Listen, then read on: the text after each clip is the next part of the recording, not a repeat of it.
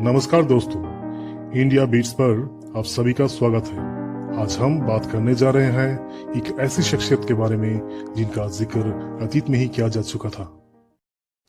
इस तस्वीर को ध्यान से देखिए। एक पुजारी जिसे किसी बात का लालच नहीं, मगर उसकी प्रखर बुद्धि उसे राजा की तरह सम्मान दिलाए और आगे चलकर वो राजसत्ता भी संभाले। ये मूर्ति प्रिंस किंग की है जो मोहनजोदड़ो से मिली है। ये शांत मगर स्थिर नजर, चौड़ी छाती क्या किसी की याद दिला रही है आपको? जी हाँ, आपने बिल्कुल सही पहचाना। हम बात करने जा रहे हैं हमारे माननीय प्रधानमंत्री नरेंद्र दामोदर दास मोदी जी की। और ये बात कुछ खास होने जा रही है, इसीलिए वीडियो को पूरा देखें।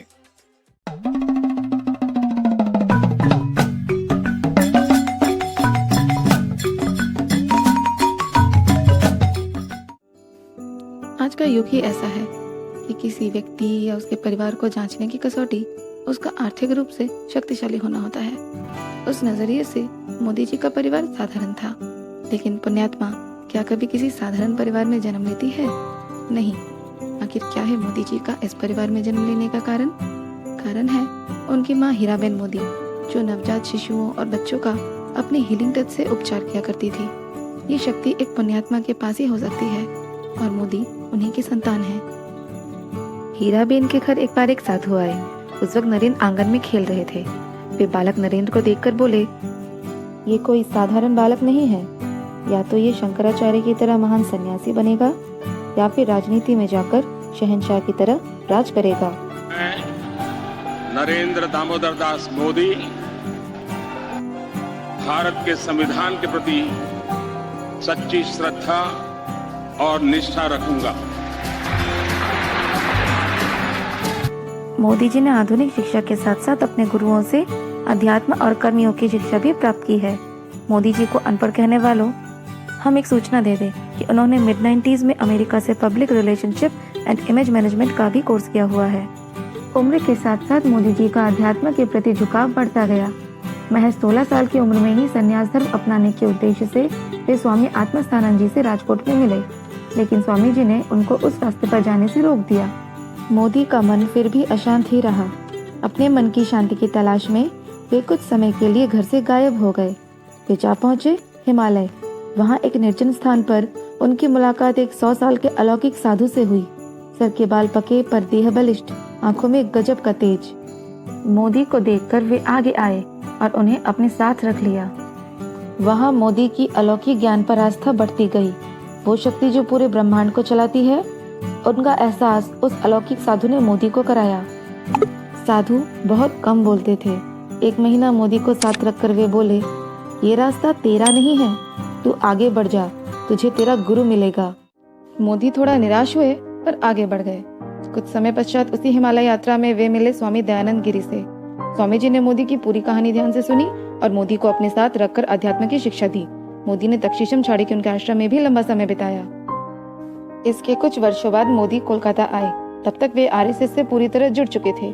कोलकाता में वे बेलूर मठ गए। मोदी अभी भी धर्म योग और कर्म योग में तालमेल नहीं बिठा पा रहे थे। उनकी मन की चंचलता को पहचान गए स्वामी आत्मस्थानंद जी। फिर ठीक महाभारत के कृष्ण की तरह अपने अर्जुन का मार्ग निर्देश करते हुए उन्हें जनता के बीच जाकर धर्म और कर्म दोनों का एक साथ प्रयोग करने की शिक्षा दी। ये रात उनकी जिंदगी की सर्वश्रेष्ठ रात थी। वो रात मोदी ने अपने आदर्श स्वामी विवेकानंद के कमरे में बिताई। मोदी को अपनी राह मिल चुकी थी। उन्होंने अपने धार्मिक चोले पर राजनीति का चोला ओढ़ने का मन बना लिया। 26 मई 2014 को जब मोदी ने प्रधानमंत्री पद की शपथ ग्रहण की, तब भी स्वामी आत्मस्थानंद जी का भेजा हुआ फूल उनकी जैकेट की जेब में था। अब तो आप समझ गए होंगे, यही वो गुरु थे जिनका जिक्र उस अलौकिक साधु ने किया था। दोस्तों, आगे की वीडियो आपको बहुत खुश और देश के दुश्मनों को निरुत्साह कर देगी।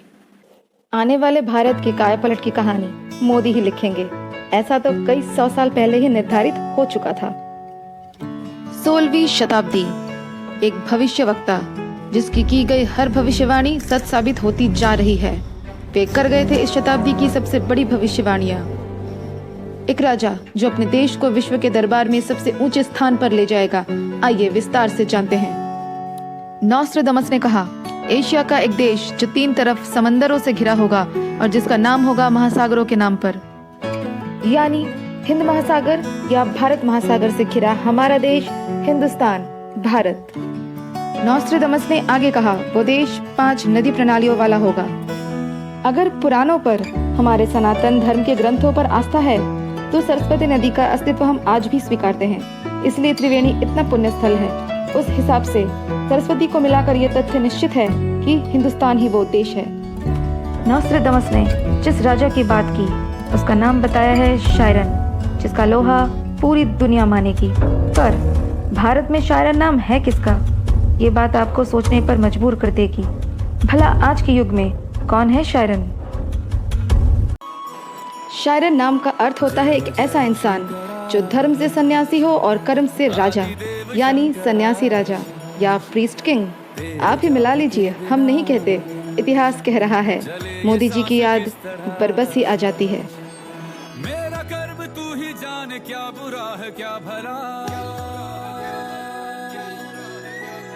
तेरे रास्ते पे मैं तो आंख मूंद के चला। नॉस्ट्रेडमस ने आगे कहा, उस नेता से डरकर और उसे सत्ता में आने से रोकने के लिए एक महाशक्ति और 2 पड़ोसी देश मिलकर षड्यंत्र करेंगे। आप हमारा इशारा समझ ही गए होंगे। वो और कोई नहीं, हमारे देश को आज भी अंदर से खोखला करती कांग्रेस पार्टी है, जो सत्ता के लालच में किसी भी हद तक गिर सकती है। जिन देशों की बात की जा रही है, इन्हें कौन नहीं जानता। भारत जब चांद पर कदम रखने की सोच रहा है कि तब भी हमारी सरहदों की तारों को पार करने के तरीके ढूंढता हुआ पाकिस्तान है, जिसे पूरी मदद पहुंचाता है चीन। और हम भारतवासी चाइनीज ऐप और उसकी दूसरी चीज़ों का इस्तेमाल कर कहीं ना कहीं देशद्रोह कर रहे हैं। इसलिए बॉयकॉट चाइना। और बॉयकॉट का मतलब #बॉयकॉट पोस्ट से नहीं, बल्कि अपनी जिंदगी से बॉयकॉट है। वापस अपने टॉपिक पर आते हैं। नॉस्ट्रेडमस ने कहा, वो नेता किसी गोरी चमड़ी वाली औरत की काली छाया से भारत को मुक्त कराएगा। पीएम भले मनमोहन सिंह थे, पर राज एंटोनियो माइनो और सोनिया गांधी का था, ये कौन नहीं जानता। मोदी जी ने सचमुच भारत का काला साया हटा दिया है। दूसरा इंटरेस्टिंग तथ्य, नॉस्ट्रेडमस कहते हैं, किसी महान संत के नाम पर नाम होगा उस नेता का। स्वामी विवेकानंद का असली नाम नरेंद्र था, ये हम सभी जानते हैं। भारत का वर्तमान तो मोदी जी के हाथों में निश्चिंत है। आइए जरा भविष्य पर नजर डालें। मोदी जी की कुंडली कहती है, दिसंबर 2011 से मोदी जी की चंद्र महादशा शुरू हो चुकी है, जो कि नवंबर 2021 तक अपने चरम पर रहेगी। इस काल में मोदी देश हित में कई जरूरी फैसले लेंगे, जिन्हें लेने की हिम्मत पहले किसी ने नहीं दिखाई। फिर शुरू होती है उनकी 7 सालों की मंगल महादशा, जो कि राजयोग है। इसी समय काल में भारत उन्नति के शिखर को छुएगा। ज्ञान विज्ञान, सामाजिक, आर्थिक और सांस्कृतिक रूप से पूर्ण मजबूती प्राप्त कर भारत विश्व के दरबार में अपना वर्चस्व कायम करेगा। उधर पाकिस्तान कंगाली की हालत में पहुंच जाएगा, उसका अस्तित्व ही खतरे में पड़ जाएगा। और हेकड़ी दिखाता चाइना चूहे की तरह घुस जाएगा किसी बिल में। इंडिया बीट्स की तरफ से विरोधियों को एक उपदेश। भारतीय राजनीति को जो अपनी जागीर समझते हैं और अपने बेटे को पीएम बनाने के सपने देखते हैं, वो ध्यान से सुन ले। 2029 तक मोदी जी के काम को देखो, सराहो और सीखो। उसके बाद की बाद में देखी जाएगी। हमारी अगली वीडियो अयोध्या रहस्य पर आने वाली है। इसी तरह की इंटरेस्टिंग वीडियोस के लिए इंडिया बीट्स को जरूर सब्सक्राइब करें। पास के बेल आइकन को दबाना ना भूलें, ताकि कोई भी दिलचस्प वीडियो आप मिस न करें। अगर आप किसी मुद्दे पर वीडियो देखना चाहते हैं तो हमें कमेंट्स में जरूर बताएं। नमस्कार। भारत माता की जय।